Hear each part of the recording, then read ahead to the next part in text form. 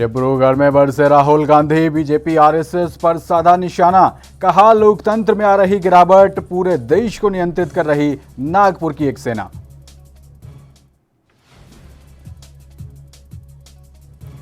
तो वहीं दिल्ली में चुनाव आयोग से मिला टीएमसी का प्रतिनिधिमंडल। इसी से की बीजेपी की शिकायत। वीवीपीएटी पर उठाए सवाल यशवंत सिन्हा, सौगात राय और महुआ मोइत्रा रही मौजूद। यूपी में योगी सरकार के 4 साल पूरे। सीएम योगी ने गिनाई बड़ी उपलब्धियां। कहा, राज्य में अपराध हुए कम, विकास की दौड़ में आगे, प्रति व्यक्ति की आय में इजाफा। हरियाणा में गुरुग्राम में सीआरपीएफ की 82वीं वर्षगांठ परेड में शामिल हुए गृह राज्य मंत्री नित्यानंद राय। कहा, जवानों ने देश की शान के लिए दी प्राणों की आहुति।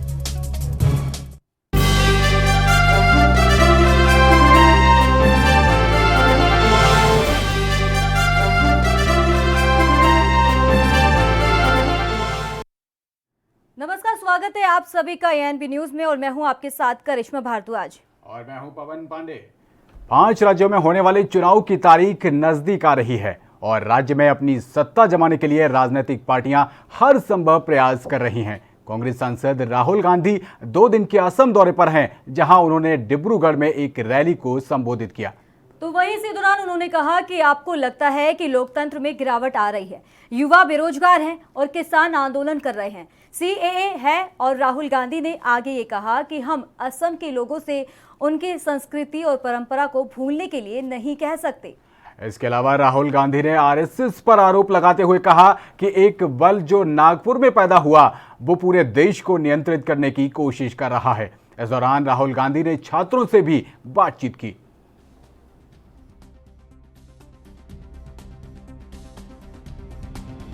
नाम बता दो, क्या उन्होंने कौन सा प्रोजेक्ट लिया गरीबों के लिए, मुझे बता दो। एयरपोर्ट तो उन्होंने अदानी जी को दे दिया, मुझे ये बताओ कौन सी योजना उन्होंने गरीबों के लिए चलाई। যিটো আমাৰ কাৰণেতে তেনেকুৱা একো আঁচনি লোৱাই নাই, আজিলৈকে আমি এনেকুৱা তেনেকুৱা একো খোৱাই নাই। ये बोल रहे हैं कि अभी तक कुछ नहीं मिल रहा है, कोई भी अभी तक पॉलिसी इन लोगों के लिए नहीं। मगर आपने मनरेगा का तो नाम सुना होगा। मनरेगा में पैसा तो मिलता था। छत्तीसगढ़ के चीफ मिनिस्टर बैठे हैं, हमने छत्तीसगढ़ में वायदा किया था कि हम किसानों को सही दाम देंगे। वो हमने चुनाव के एकदम बाद किसानों को सही दाम देना शुरू कर दिया। तो हमारा तो रिकॉर्ड है, हमने आसाम को, नॉर्थ ईस्ट को इन्वेस्टमेंट पॉलिसी दी थी, हमने आसाम को, नॉर्थ ईस्ट को स्पेशल स्टेटस दिया था। हमारा तो रिकॉर्ड है, हम हवा में नहीं बोल रहे। तो जब हम आपसे कहते हैं कि हम हेल्थ केयर की, स्वास्थ्य की, शिक्षा की रोजगार तैयार करेंगे, ये हम हवा में नहीं बोल रहे, ये गारंटी है। तो वहीं 5 राज्यों में हो रहे विधानसभा चुनावों में असम अकेला ऐसा राज्य है जहां कांग्रेस और बीजेपी के बीच सीधा मुकाबला है। दरअसल आपको बता दें कि छत्तीसगढ़ के मुख्यमंत्री यानी कि भूपेश बघेल ने असम में कांग्रेस गठबंधन की जीत का दावा किया है। बघेल ने इसी दौरान कहा कि असम की 126 विधानसभा सीटों में से कांग्रेस गठबंधन को 100 सीटें मिलना अब लगभग तय हो चुका है। उन्होंने कार्यकर्ताओं से कहा कि आखिरी समय में षड्यंत्र और दुष्प्रचार करने वाले खिलाड़ी सामने हैं, इसलिए मेहनत में कमी ना रहने पाए।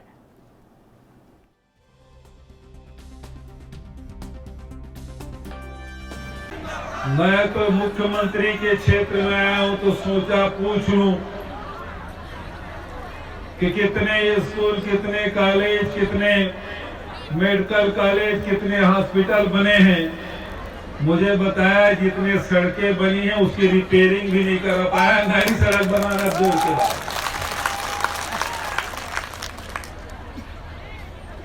भारतीय जनता पार्टी ने सोनेवाल जी को मुख्यमंत्री कैंडिडेट घोषित किया। प्रधानमंत्री जी आए थे, उन्होंने कहा था आसाम का आनंद सर्वानंद। मंजोली में आके पता चला यहां के लोगों को कोई आनंद नहीं मिला।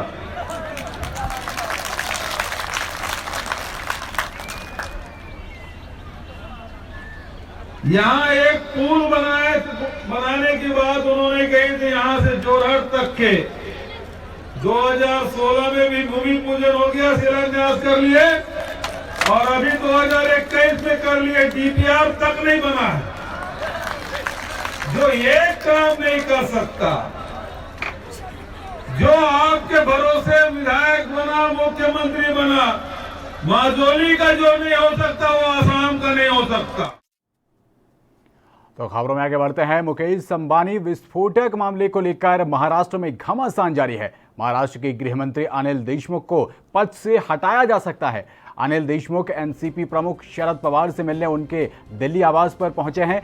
दोनों की मीटिंग हो रही है। सूत्रों के मुताबिक अंबानी विस्फोटक मामले को उन्होंने जिस तरीके से संभाला है उससे शरद पवार काफी नाराज हैं।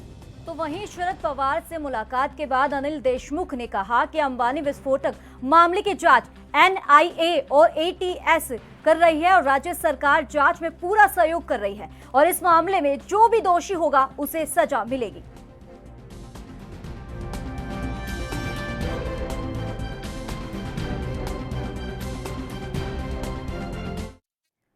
तो वहीं यूपी की योगी सरकार ने आज अपने कार्यकाल के 4 साल पूरे कर लिए हैं और आपको बता दें कि प्रचंड बहुमत और जन आकांक्षाओं की लहर पर सवार बीजेपी सरकार की कमान जब योगी आदित्यनाथ को दी गई थी तो पार्टी के भीतर बाहर कौतूहल था और पार्टी के चाणक्य यानी कि अमित शाह ने फैसले की वजह 2 साल बाद बताई। और वहीं इस कड़ी में प्रदेश प्रवक्ता यानी कि नरेंद्र सिंह राणा ने बयान दिया है। सरकार ने पूरे मन के साथ जनता की सेवा की है। आगे उन्होंने क्या कुछ कहा वो आपको सुनाते हैं।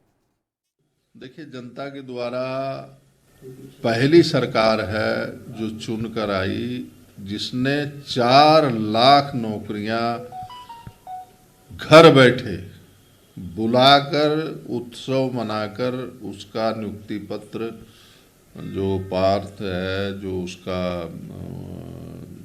माने जिसको मिलना चाहिए उसको दिया। ये मैं इसलिए कह रहा हूँ कि जमीन, जेवर और जाति, ये 3 चीजें देखकर इस देश के अंदर नौकरियां बढ़ती थी, ये प्रमाण है। लेकिन हमारी सरकार ने योग्यता के अनुसार बिना कोई भेदभाव किए पहली बार नौजवानों को 4 साल में 4 लाख सरकारी नौकरियां और गैर सरकारी हमने दी हैं वो 20 लाख से अधिक।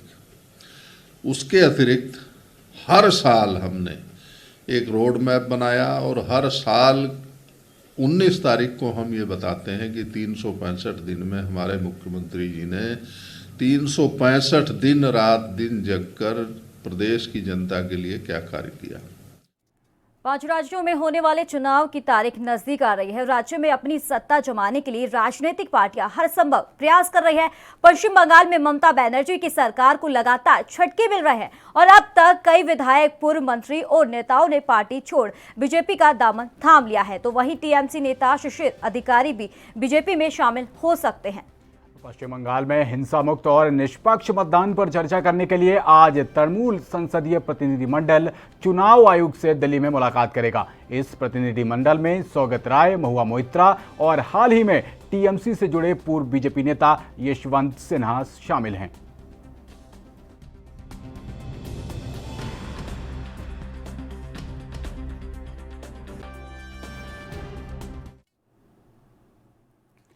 आगे बढ़ते हैं। कांग्रेस नेता पीएल पुनिया ने बीजेपी पर हमला करते हुए कहा कि बीजेपी पर भ्रष्टाचार के आरोप लगे हैं। इसके साथ ही उन्होंने कोरोना के बढ़ते प्रकोप को लेकर भी केंद्र सरकार को घेरा है। आसाम गए हैं तो जाहिर है कि वो कांग्रेस के खिलाफ उनको बोलना ही था, क्योंकि उनको मालूम है कि इस चुनाव के दौरान में कांग्रेस पार्टी बहुमत में आने वाली है, सरकार बनने वाली है। तो जैसे तैसे करके उसको डिस्टेबलाइज करने की कोशिश करें, उसमें कोई अन्य मुद्दा उठा के ध्यान भटकाने की कोशिश करें, ये सब पूरा है। प्रधानमंत्री जी को कांग्रेस को कोसने के बजाय ये बताना चाहिए कि जो आरोप लगे हैं भ्रष्टाचार के, उनकी भारतीय जनता पार्टी की आसाम में रही सरकार 5 साल, उसके खिलाफ उसके बारे में उनको क्या कहना है। लेकिन अचानक ये केसेस बढ़ने लगे और कल 24 घंटे में 36,000 केसेस आए हैं, उसमें से अकेले महाराष्ट्र में 26,000 हैं। तो वास्तव में चिंता की बात है। प्रधानमंत्री कह रहे हैं कि चिंता करने की आवश्यकता नहीं, लेकिन चिंता है। और भारत सरकार ने स्वयं कहा है कि सेकेंड वेव कोरोना की महाराष्ट्र में शुरू है, और इसी तरह से जो अनेक राज्य हैं जिसमें कोरोना की संख्या बढ़ रही है, तेज़ी से बढ़ रही है, तो इसमें ध्यान देने की आवश्यकता है। तो वहीं केंद्रीय मंत्री यानी कि मुख्तार अब्बास नकवी ने कांग्रेस पर हमला करते हुए कहा कि कांग्रेस की स्थिति बिल्कुल खराब है, और इसके साथ ही उन्होंने कहा कि राहुल गांधी को और कोई काम नहीं है, सुबह सुबह उठकर वो सिर्फ गालियां ही देते हैं। देखिए, कांग्रेस पार्टी और राहुल जी की स्थिति ये हो गई है कि परफॉर्मेंस में जीरो और पंगे में हीरो, और यही बिना तोलमोल का बोल कांग्रेस की नाकामी का झोल बनता जा रहा है।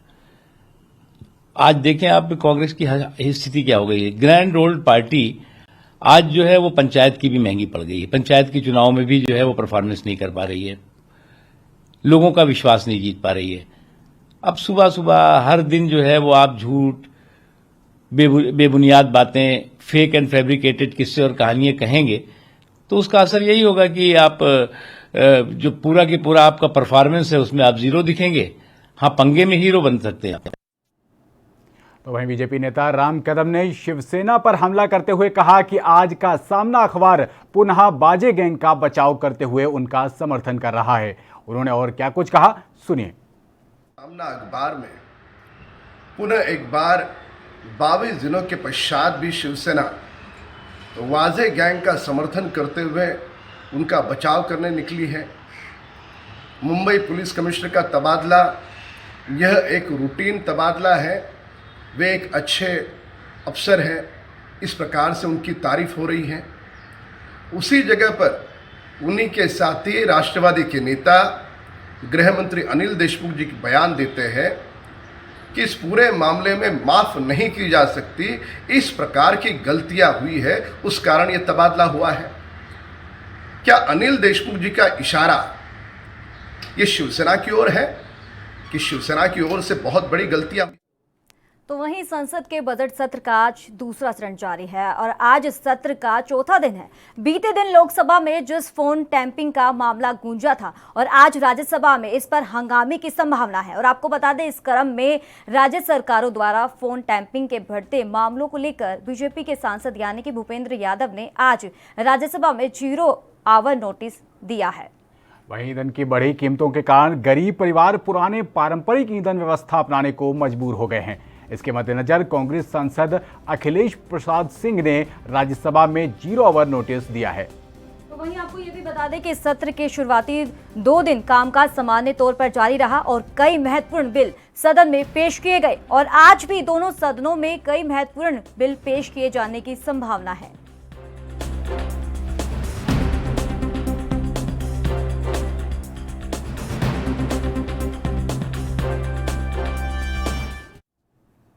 तो यूपी के हमीरपुर में दबंगों की गुंडई की सूचना पुलिस को देना एक युवक पर भारी पड़ गया। सुमेरपुर थाना क्षेत्र का यह मामला बताया जा रहा है, जहां पुलिस को गुंडागर्दी की सूचना देने के बाद करीब 1 दर्जन दबंगों ने युवक को जमकर पीटा। गौरतलब है कि पीड़ित युवक ने दबंगों की गुंडई की सूचना पुलिस को दी थी और जिससे दबंग नाराज थे, जिसके बाद दबंगों ने अकेले जा रहे युवक को जमकर पीटा और पीड़ित युवक ने जैसे तैसे मौके से भागकर अपनी जान बचाई। और वही मारपीट का वीडियो सोशल मीडिया पर धड़ल्ले से वायरल हो रहा है और जिसके बाद पीड़ित युवक के भाई ने थाने में तहरीर दी और पुलिस मामले की छानबीन कर रही है।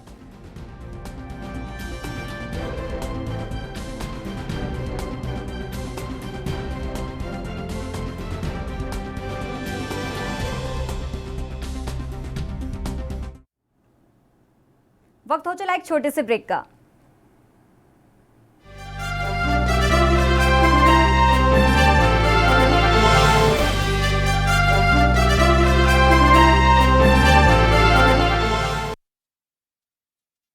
कम ब्रेक और ज्यादा खबरों के साथ देखिए ANB news in channel number पर।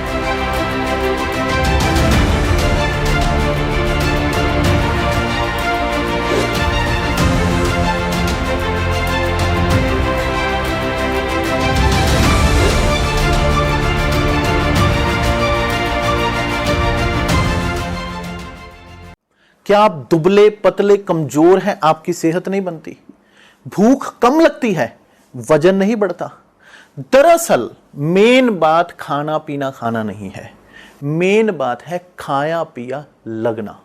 और अगर खाया पिया लगेगा ही नहीं तो सेहत बनेगी कैसे? इसलिए हमारी संस्था सन्यासी आयुर्वेदा ने एक ऐसी दवा बनाई है जो कि आपके पाचन तंत्र को, आपके लीवर सिस्टम को ठीक करने का काम करती है, ताकि आप जो भी खाएं उसका पूरे का पूरा निचोड़ आपके शरीर को लगे, आपकी भूख बढ़े, खाया पिया सही से लगे, नया खून बने, हड्डियों में जान आए, वजन बढ़े, ताकत बढ़े, चेहरे पर नूर आए और आप मोटे तगड़े खूबसूरत पर्सनैलिटी के मालिक बन जाएं। यह दवा पूरी तरह से आयुर्वेदिक होती है। इसका शरीर पर कोई भी साइड इफेक्ट, कोई भी नुकसान या दुष्प्रभाव नहीं होता। लड़के लड़कियां दोनों इसका इस्तेमाल कर सकते हैं और पहले 15 दिन के अंदर ही आपको इसका असर महसूस हो जाएगा। सिर्फ 650 रुपए की पूरे 1 महीने की दवा होती है और आप इसे घर बैठे 01145454545 पर फोन करके दवा मंगवा सकते हैं।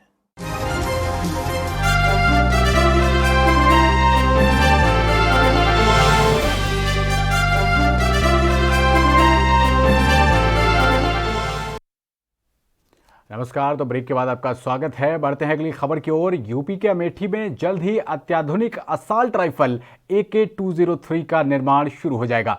ऑर्डिनेंस फैक्ट्री के महाप्रबंधक ने फैक्ट्री के स्थापना दिवस के दिन ये जानकारी दी। बता दें कि हर साल 18 मार्च को पूरे देश में आयुध निर्माणी यानी ऑर्डिनेंस फैक्ट्री दिवस मनाया जाता है, क्योंकि 18 मार्च 1801 में कोलकाता के काशीपुर में ब्रिटिश कंपनी ने गोला बारूद निर्माण की स्थापना करते हुए उत्पादन शुरू किया था। तब से लेकर अब तक इसी दिन समूचे भारत में स्थापित आयुध निर्माणी कंपनियां अपना स्थापना दिवस मनाती हैं। तो इस समय अपने देश में कुल 41 ऑर्डिनेंस फैक्ट्रीज चल रही है और ऐसी ही एक फैक्ट्री अमेठी के मुंशीगंज थाना क्षेत्र यानी कि उसके अंतर्गत HAL कोरबा के पास आयुधपुरम में है, जहां पर स्थापना दिवस मनाए जाने को लेकर पिछले 3 दिनों से तमाम कार्यक्रम आयोजित किए गए। इस दौरान मीडिया से बात करते हुए ऑर्डिनेंस फैक्ट्री के महाप्रबंधक ने बताया कि अभी यहां पर शस्त्रों के उपकरण बनाए जाते हैं। साथ ही कहा कि जल्द ही यहां पर AK-203 असॉल्ट राइफल का निर्माण शुरू कर दिया जाएगा।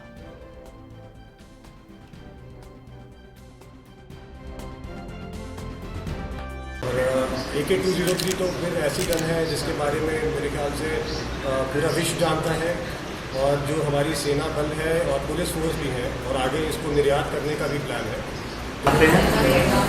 आयुध निर्माणी डे और इस दिन हम लोग ये प्रदर्शनी लगाते हैं और इस प्रदर्शनी में ताकि हमारे परिवार और जो आसपास के लोग देख सकें कि आयुध निर्माणियाँ क्या क्या चीज़ें बना रहे हैं, अवगत हो कि हम लोगों का क्या क्या कंट्रीब्यूशन इंडियन आर्मी को है और इस समाज को। अब भविष्य में क्या? अभी हम लोग राइफल के कंपोनेंट बना रहे हैं जो त्रिची में बनती है और कुछ मुरादनगर के भी कंपोनेंट बना रहे हैं। भविष्य में AK-203 आने की पूरी संभावना है और उस समय हम लोग पूरी की पूरी राइफल इशू।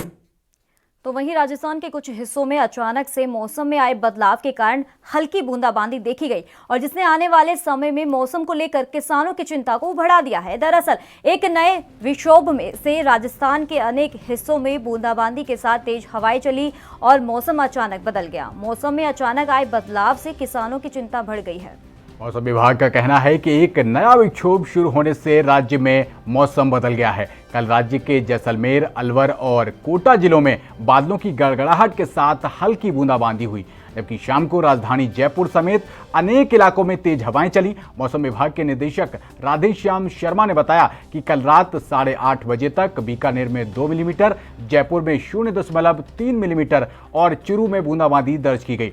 मौसम विभाग का कहना है कि जयपुर, अजमेर, सीकर, अलवर, गंगानगर, नागौर और कोटा सहित अनेक जिलों में तेज हवाएं चल सकती हैं। बादलों की गड़गड़ाहट के साथ बौछारें पड़ सकती हैं। तो मौसम केंद्र जयपुर के प्रवक्ता के मुताबिक एक नए पश्चिमी विक्षोभ उत्तर भारत के राज्यों में प्रभावी हो रही है और आपको बता दें इसके असर से राजस्थान में 18 से 20 मार्च के दौरान मेघ गर्जन के साथ कई स्थानों पर हल्की बारिश होने की संभावना है।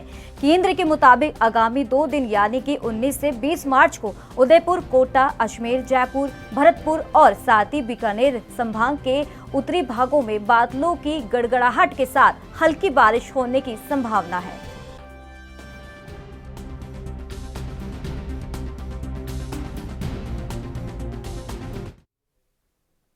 तो खबर हिमाचल प्रदेश के शिमला से, जहां वीरवार को कोरोना के 19 नए मामले सामने आए हैं। इनमें से 13 मामले शिमला से हैं। वहीं इंदिरा गांधी मेडिकल अस्पताल में 6 मरीज और डॉक्टर संक्रमित निकले हैं। तो इस कड़ी में स्वास्थ्य मंत्री राजीव सैजल ने कोरोना को लेकर बयान दिया है। अन्य प्रदेशों में कोरोना की स्थिति ठीक नहीं है और यह एक चिंता का विषय बना हुआ है। हमें सावधानी बरतनी चाहिए और इसी दौरान उन्होंने क्या कुछ कहा वो आपको सुनाते हैं। में भी मामले जो हैं वो बढ़ने लगे हैं और सितंबर, अक्टूबर, नवंबर में जब बहुत तीव्र गति से मामले बढ़े थे तो उस समय बहुत चिंता का विषय था और उस समय जो प्रदेश सरकार ने और विभाग ने जो कदम उठाए उसके चलते जो है तुरंत फिर मामलों में गिरावट आई और अब पुनः जो है वो मामले बढ़ने लगे हैं। डेथ भी जो हैं वो आज 1000 का आंकड़ा जो है वो छू गई है हिमाचल प्रदेश में। अन्य प्रदेशों की स्थिति भी जो है वो कोई बहुत अच्छी नहीं है।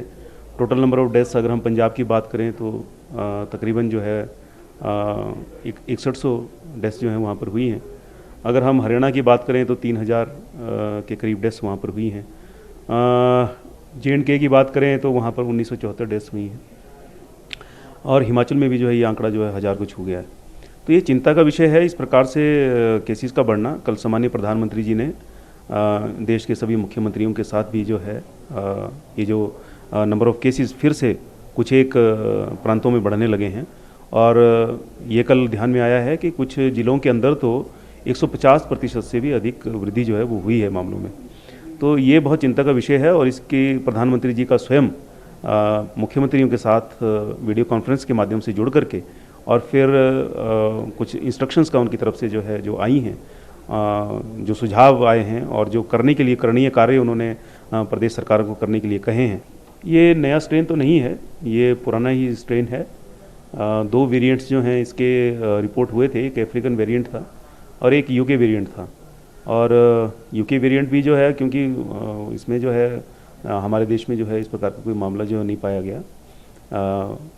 बाहर से जो लोग आए थे यूके से उस दौरान जब वो वेरिएंट वहाँ पर ट्रेस हुआ था तो सभी लोगों की जो है वो जांच हुई थी हिमाचल प्रदेश में जो एंटर हुए थे, तो उसमें से कोई भी पॉजिटिव जो है उस स्ट्रेन के लिए पाया नहीं गया था। ये वर्तमान में जो हमारी कोविशील्ड है और कोवैक्सीन जो हम इस्तेमाल कर रहे हैं वो ये नए स्ट्रेन के लिए भी जो है वो प्रभावी है। जहाँ तक आपने जो सावधानियों की बात की है, प्रिकॉशंस की बात की है, रिस्ट्रिक्शंस की बात की है, निश्चित तौर से जिला प्रशासन को ये हिदायत जो है वो गई है कि जिस प्रकार से अब मास्क न लगाना और सोशल डिस्टेंसिंग का पालन न करना, हैंड हाइजीन का जो है वो ध्यान न रखना, इस विषय में इन तीनों बिंदुओं को लेकर के जो एक ढीलापन आ गया है समाज में, तो जिस प्रकार से जब ये लॉकडाउन का दौर था और ये जब सितंबर, अक्टूबर, नवंबर जब अप्रत्याशित रूप से हिमाचल प्रदेश के अंदर मामले बढ़े थे, तब जितनी गंभीरता से हम मास्क को ले रहे थे, सोशल डिस्टेंसिंग को ले रहे थे और हैंड हाइजीन को हम ले रहे थे, सोप सैनिटाइजर का प्रयोग के माध्यम से अपने हाथों को विषाणु मुक्त करना, उसी गंभीरता के साथ जो है पुनः एक बार जो है हमको एक बार फिर से लोगों को हमको आग्रह करना पड़ेगा। तो सीधा ले चलते हैं लाइव तस्वीर पर, जहां यूपी के सीएम योगी आदित्यनाथ क्या कुछ कह रहे हैं वो आपको सुनाते हैं। अच्छा है सड़क कहीं दुर्घटना का कारण न बन जाए। बहुत सारी जगह तो ये नहीं तय हो पाता था कि खेत है, खलियान है या सड़क है, ये तय करने में भी दिक्कत होती थी। मैं देखता था भारतीय जनता पार्टी का जनप्रतिनिधि, उसमें मैं भी था। हम लोगों को बरसात के समय में सड़कों की स्थिति ऐसी होती थी कि उन सड़कों में ही धान की रोपाई करनी होती थी, क्योंकि सड़क नाम की कोई चीज ही नहीं बची हुई थी। और कनेक्टिविटी के लिए जो बेहतर कार्य हुआ, आज आप देखेंगे उत्तर प्रदेश की सड़कें, इंटरस्टेट कनेक्टिविटी हो, जिला मुख्यालय की हो, तहसीलों से जोड़ने वाली हो, ब्लॉक खंडों से, गांवों से जुड़ी हुई सड़कें हो या एक्सप्रेस वेज के माध्यम से नए इंफ्रास्ट्रक्चर के डेवलपमेंट की जो कार्य पद्धति है, इसने नए उत्तर प्रदेश को एक नई पहचान दी है, रोजगार सृजन की व्यापक कार्य योजनाओं को आगे बढ़ाने का कार्य किया है। और भाइयों बहनों, वायु प्रधानमंत्री जी ने कहा था, उड़ान योजना के अंतर्गत एक गरीब हवाई चप्पल पहनने वाला भी जिस दिन हवाई जहाज की यात्रा करेगा, तब हम देखेंगे भारत वास्तव में नया भारत है और उत्तर प्रदेश उस सपने को साकार कर रहा है। आज प्रदेश के अंदर 5 इंटरनेशनल एयरपोर्ट बन रहे हैं। जेवर का हमारा ये इंटरनेशनल एयरपोर्ट दुनिया का सबसे बड़े एयरपोर्ट में एक बन रहा है। आने वाली 30 वर्ष में 1 लाख करोड़ रुपए का रेवेन्यू अकेले उत्तर प्रदेश को केवल और केवल जेवर एयरपोर्ट देगा। ये 1 लाख करोड़ रुपए जब उत्तर प्रदेश के विकास में लगेगा तो उत्तर प्रदेश में लाखों नौजवानों के लिए रोजगार का सृजन होगा। लाखों नौजवानों के लिए रोजगार का सृजन होगा। कुशीनगर में इंटरनेशनल एयरपोर्ट बन चुका है, कभी भी उसको हम अंतर्राष्ट्रीय वायु सेवा के साथ जोड़ सकते हैं। अयोध्या में एक इंटरनेशनल एयरपोर्ट के निर्माण की प्रक्रिया युद्ध स्तर पर चल रही है। लखनऊ और वाराणसी नए एयरपोर्ट के रूप में अंतर्राष्ट्रीय वायु सेवा के लिए पूरी सेवाएं यहां पर उपलब्ध करा रही हैं। हम लोग जब आए थे केवल 2 एयरपोर्ट फंक्शनल थे। आज गोरखपुर, प्रयागराज, कानपुर, आगरा, बरेली, हिंडन, ये 6 नए एयरपोर्ट इसके बाद प्रारंभ हुए और 17 पर कार्य चल रहा है। वर्तमान में 17 एयरपोर्ट पर काम चल रहा है, जहां पर कोई सोचता नहीं था। आजमगढ़ जैसे जनपद ने समाजवादी पार्टी को न जाने कितनी बार नेतृत्व दिया, लेकिन आजमगढ़ उनके शासनकाल में आजमगढ़ का हर व्यक्ति शक निगाहों से देश के अंदर देखा जाता। आजमगढ़ का व्यक्ति जब कहीं जाता था, यहां पर जब स्वागत गीत गा रहे थे निरुआ जी, ये लोग जब खबर दोपहर में फिलहाल इतना ही, दीजिए इजाजत, नमस्कार। जाते थे